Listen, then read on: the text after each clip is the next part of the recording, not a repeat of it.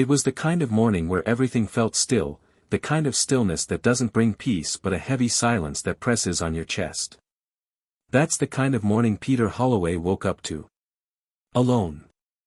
Again. Peter wasn't just sad. He was empty. Sadness comes with tears, with cries into a pillow, or sighs that signal a heart still trying. But emptiness is the absence of even that. It's silence in your soul. It's waking up because the clock demands it, not because you want to. Peter had mastered that ritual: coffee at 7:12 a.m., black, no sugar. Same toast, same table, same quiet house that once echoed with Emily's laughter. His wife was gone 3 years now, cancer, cruel and fast. They had no children, just dreams of someday. Every room whispered her absence. Her book still lay open on the nightstand, her mug still sat untouched. He hadn't washed it, her lipstick was the last bit of color left in his life. Peter, late 50s, thinning gray hair, wire-frame glasses, was a man life had forgotten. Until one Tuesday changed everything. That day, Peter passed a boy outside the market. Skinny, dirty, distant eyes. Peter saw himself in that boy, Marcus, 10 years old, no parents, nowhere to go.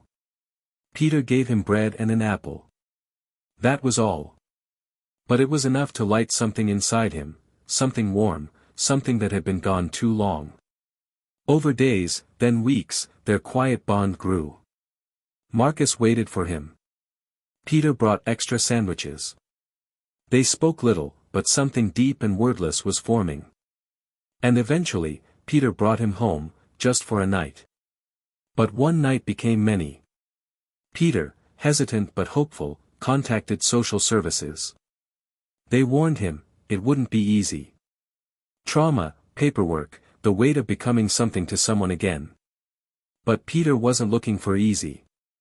He was looking for purpose. And in helping Marcus, something incredible happened. Peter felt alive again. Marcus began to smile more, sleep better, hum while brushing his teeth. Peter enrolled him in school, bought him a new backpack, cooked him warm meals.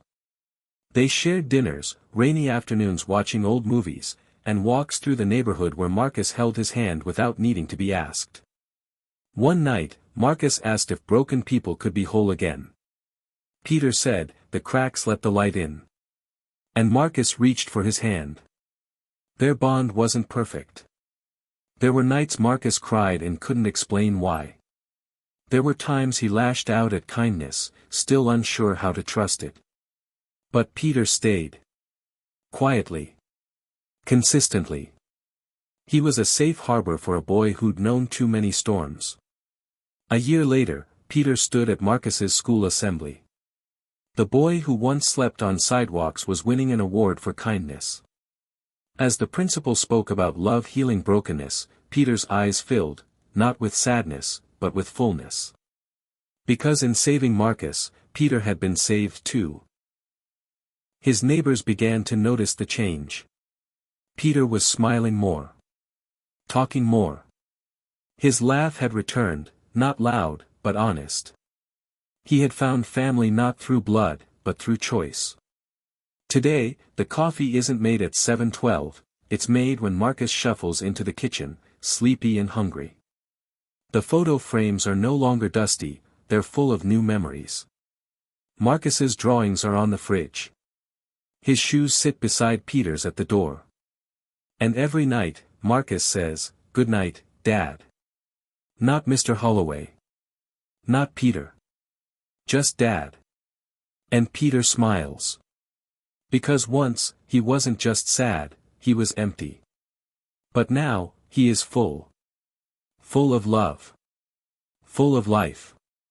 Full of the quiet, powerful joy that only comes when you give your heart a second chance. And maybe, just maybe, Peter realized that life doesn't end when someone is gone, it begins again in the people we choose to show up for. In the bonds we build from scratch. In the eyes of a child who sees you not for what you've lost, but for what you have to give.